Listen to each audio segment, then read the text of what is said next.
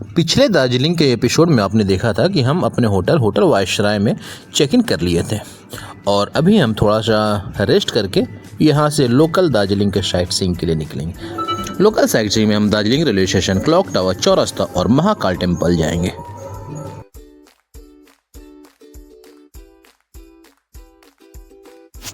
दार्जिलिंग आए और यहाँ का जो प्रसिद्ध DHR है, दार्जिलिंग हिमालयन रेलवे है, यहाँ ना घूमे ये हो ही नहीं सकता है।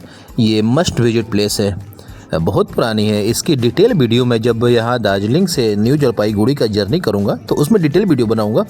लेकिन ये अभी शाम का समय था, खाली समय था, तो हम घूमने के लिए यहाँ पे आ गए हैं। दार्जिलिंग रेलवे स्टेशन से अगर हम बात करें तो यहाँ पे केवल एक ही रेगुलर ट्रेन चलती थी। जब हम जून 2024 में दार्जिलिंग गए थे उस समय की मैं बात कर रहा हूँ, जो न्यू जलपाईगुड़ी रेलवे स्टेशन जाती थी और वहीं से आ जाती थी। उसके अलावा पूरे दिन यहाँ से छोटे छोटे जॉय राइड्स की ट्रेनें चलती हैं, जो यहाँ से जॉय राइड्स लगभग 10 किलोमीटर दूर घूम रेलवे स्टेशन है वहाँ जाती है और वहाँ से चली जाती हैं। और इसमें लगभग 2-2.5 घंटे का समय लगता है जाकर और आने में। उसी ट्रेन से आपको जाना है और उसी से चले आना है। और जो जॉय राइड है उसके लिए 2 तरीके के इंजन से ट्रेनें जाती हैं। एक है डीजल लोकोमोटिव और दूसरा है ये आपके सामने ये जो डीजल लोकोमोटिव है, और अभी ये दिखेगा आपको, ये है स्टीम लोकोमोटिव। जी हाँ, यही दोनों तरीके के इंजन से यहाँ से जॉय राइड होती है दार्जिलिंग से घूम के लिए। अगर आप इसकी प्लानिंग कर रहे हैं तो एडवांस में आप टिकट बुक करा के जाएं। और अब हम यहाँ से निकल रहे थे माल रोड के लिए, तो रास्ते में एक जगह भुट्टा, तो हम भुट्टा देख के रहा नहीं गया और हमने भुट्टा ले लिया। जब हम रेलवे स्टेशन से माल रोड की ओर बढ़ रहे थे तो रास्ते में हमें एक पुराना घर दिखा, और ये देखिए 1939 का बना हुआ घर है। कितना पुराना दार्जिलिंग शहर है इससे अंदाज़ा लगाया जा सकता है। काफ़ी पुराना शहर है, हालांकि ये 1939 में तो काफ़ी दार्जिलिंग डेवलप हो चुका था।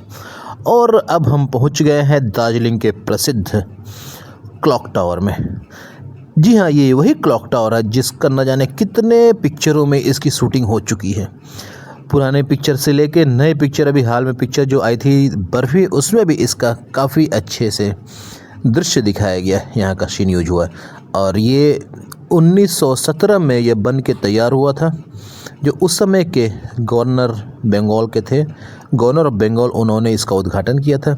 और इसके जो पहले फ्लोर है उस पर कुछ सरकारी ऑफिसेज बन गए हैं और नीचे वाले फ्लोर पे कुछ कम्युनिटी सेंटर टाइप का बना हुआ है। इसके ऊपर फ्लोर में हमने देखा कुछ गवर्नमेंट के ऑफिसेज बने हुए थे, और जो नीचे ग्राउंड फ्लोर था उसमें ये कम्युनिटी सेंटर बना हुआ है जिसमें काफ़ी सारे शॉप्स लगे हुए थे। और टेम्प्रोरी शॉप है, हमको लगता है ये परमानेंट शॉप टाइप का नहीं है, ये टेम्प्रोरी शॉप है। यूँ ही जनरल चीज़ें हैं, फर्नीचर, कपड़े, ड्राई फ्रूट्स और वगैरह वगैरह की दुकानें हैं यहाँ पे।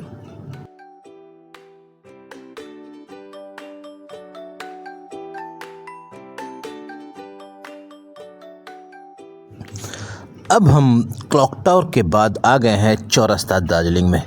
काफ़ी बड़ा सा एक फील्ड मैदान टाइप का है और इसके चारों साइड में होटल, घर, रेस्टोरेंट, दुकानें सब बनी हुई हैं।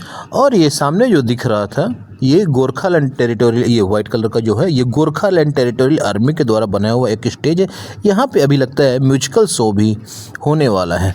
और जैसा कि मुझे बताया गया कि यहाँ पे रोज़ शाम को कोई ना कोई या तो म्यूजिकल या कल्चरल कोई ना कोई इवेंट होते रहता है।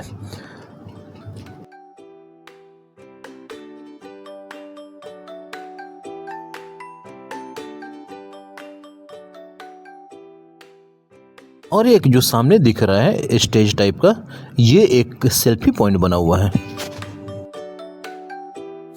अगर आप भी मेरी तरह बुक लवर हैं तो चौरस्ता जा रहे हैं तो इस जगह को विजिट करना बिल्कुल मत भूलिएगा। Oxford book and stationery company, यहाँ पे ओल्ड पुराने ज़माने के किताबों का ख़जाना है। और पुराने ज़माने जैसे हिस्ट्री की किताबें, यहाँ पे मुझे तिब्बत से रिलेटेड, चाइना से रिलेटेड, सिक्किम से रिलेटेड इतनी किताबें दिखी कि आज तक मैंने इतना कलेक्शन कहीं नहीं देखा था। और इसके अलावा यहाँ पे चाय, सिक्किम के बारे में, दार्जिलिंग के बारे में, गोरखालैंड के बारे में इतनी सारी बुक्स यहाँ पे दिखी। अब हम वहाँ बुक्स मार्केट से निकल के आ गए हैं। चौरस्ता से ही एक रास्ता जो निकल रहे वहाँ से महाकाल मार्केट। ये महाकाल मार्केट है। यहाँ पे वूलन कपड़े के दुकानें लगी हुई हैं। वूलन कपड़े के साथ साथ शॉल, ग्लव्स, स्वेटर्स, इनकी दुकानें लगी हुई हैं। और इसी रास्ते पे आगे है प्रसिद्ध महाकाल का मंदिर। अब हम महाकाल मंदिर की ओर जा रहे हैं। शाम का समय है, काफ़ी अच्छा सुहाना मौसम हो गया है और हम जा रहे हैं यहाँ पे महाकाल बाबा का दर्शन करने।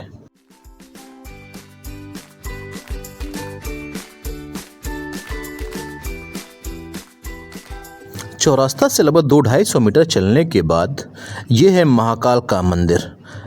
यहाँ पे चौरास्ता के भीड़ भाड़ से निकल के एकदम हम शांति और सुकून के स्थान पे आ गए हैं। हमें तो विश्वास ही नहीं हो रहा कि वहाँ से इतने नज़दीक पे, मुश्किल से 100 से 200 मीटर की दूरी पे इतना खूबसूरत, इतना शांत स्थान भी हो सकता है।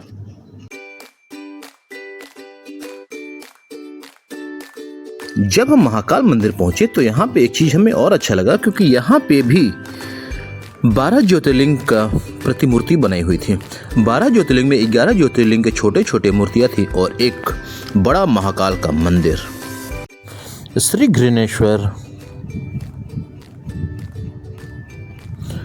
श्री केदारनाथ, श्री त्रयंबकेश्वर, श्री काशी विश्वनाथ,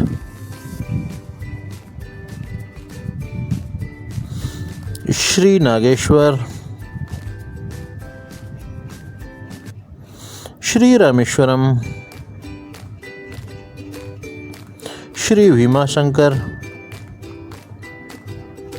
श्री बैद्यनाथ,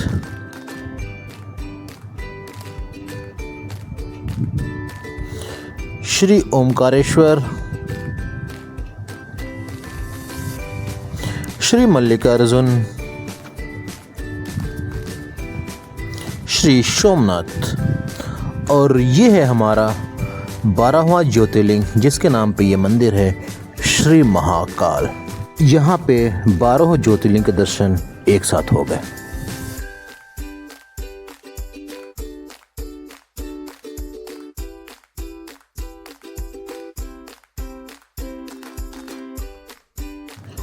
मंदिर दर्शन करने के बाद अब हम जा रहे हैं अपने होटल और मौसम ने फिर से करवट बदल लिया है। हल्की हल्की बारिश शुरू हो गई है और ये रास्ते में हमें मिला दास स्टूडियो।